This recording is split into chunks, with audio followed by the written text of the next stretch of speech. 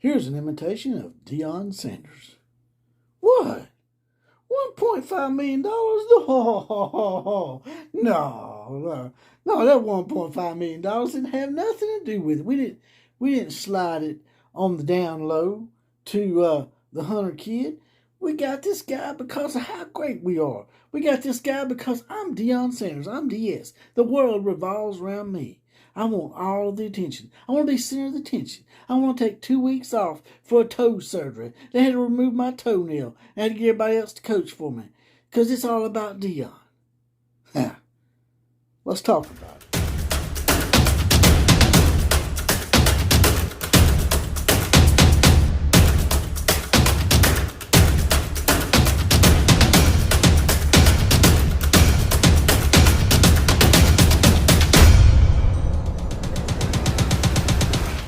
Deion Sanders. He's at it again, boys and girls. He's at it again. Got himself as the center of attention, Mr. Attention Whore himself, Deion Sanders. Old Deion is now the head coach at Jackson State. And the big firestorm now is because Deion Sanders flipped a guy from Florida State. And that's not the big red flag. Not only is it a guy from a Power 5 team, but it was like the number one recruit.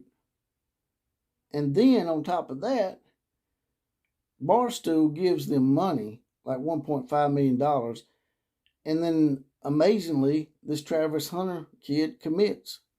Deion gets on a haphazardly put together interview from his hotel room and basically says that, oh, he didn't come here for $1.5 million. He come here because of Jackson State and because of Deion. I mean, give me a break, man. We all know, you're being very disingenuous and you want people to take you serious.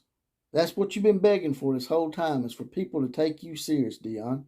And can't nobody take you serious if you're sitting there telling a bald-faced lie, man. Everybody knows it. And even you know, I hope you know that people aren't as stupid as you're trying to be, as you're trying to make them out to be. Because people see through that shit. I hope you know that. And I don't blame these players at all. I don't blame Travis Hunter, and I don't blame the other guys for going there for the money. I mean, I would have done the same thing. But at least own that shit. Don't try to play it off as like, oh, it's a Jackson State Deion Sanders thing, because it's not. You players like Deion Sanders get these 18-year-old kids in a room by themselves, and you manipulate the hell out of them because you're all very famous. I heard you got a lot of staffers that are also former NFL players. Y'all very famous, and you can manipulate these kids. I mean, Deion has always been about himself. He's always put himself out there and made it all about him. And that's the issue I have with him. Because back in the day, he took a bottle of water and poured it on Tim McCarter's head while Tim McCarter was trying to conduct an interview after a baseball playoff game.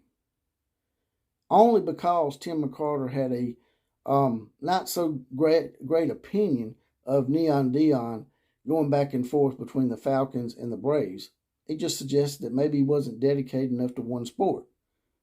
So he pours water on the man's head, and then after the man tells him, hey, that's a real manly move of you, Deion, he pours some more water on him. Just disrespectful, man. He has no respect for people sometimes. And that's my problem with Deion. They've been pushing this Deion Sanders narrative with the Affleck commercials with Nick Saban. Come on, man. You really, seriously, you going to put the Jackson State head coach with Nick Saban on Affleck? That's all about the spineless media trying to push their little narratives and whatnot. And sometimes a lot of the stuff that comes up about the historically black colleges, they keep playing that card like that really matters. The only thing that matters in the grand scheme of that is that it's a lower level in college football, and it doesn't give you quite the opportunities that a big-time school would give you. Like if Hunter went to Florida State or Alabama or Ohio State, he's going to get more looks from the NFL. That's just the hardcore truth about it. And it's nothing to do with anybody discriminating against historically black colleges or discriminating against lower level colleges, period. It's just that you're going to get more exposure at that level. There are cases where players have made it from the lower level of college football and made it into the NFL. There are cases of that, but on average, if you want to get noticed and get drafted, normally if you're offered a scholarship like that, you go there. And for Deion to make it all about this historically black college thing is highly hypocritical.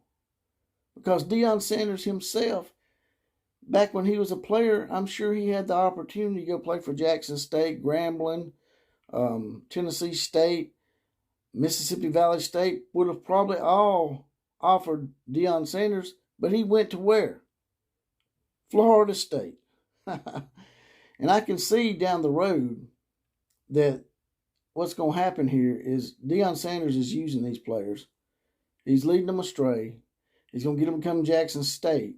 And once he gets a big offer somewhere else, Deion Sanders is going to do what Deion Sanders does. When he gets tired of something, when he gets tired of that new toy, and it becomes a used toy to him, he's just going to throw it away.